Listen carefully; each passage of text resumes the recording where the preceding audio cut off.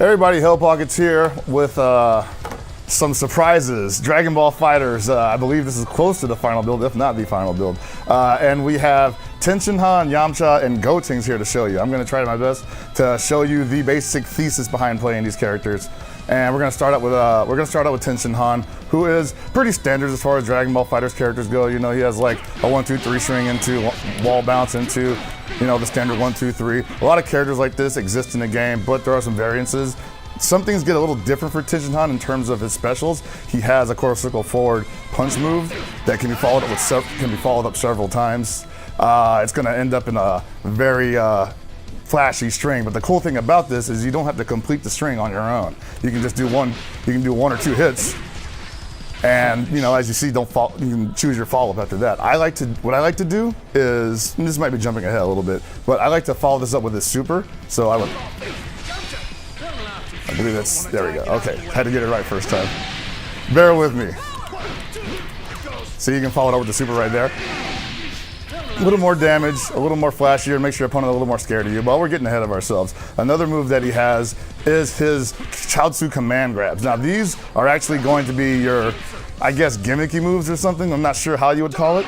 So that's actually a cool move from Chaozu where he holds your opponent in stasis. That's a quarter circle back and A. And it allows you to follow up and catch your opponent while they're on, well, they can block you, but it allows you to catch them while they're sleeping, you know? Because it can pretty much hit from anywhere on the screen.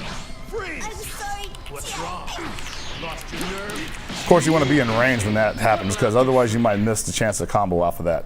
Another thing to make a note, that the move I showed you earlier, the volleyball special, the EX version of that is actually a grab, which makes him a little more dangerous than your average melee character. Obviously, it's pretty slow, so if you catch somebody in the block string, you'll be able to follow that up with a little bit of a 50-50 situation where if you go for it, they may not be ready for it.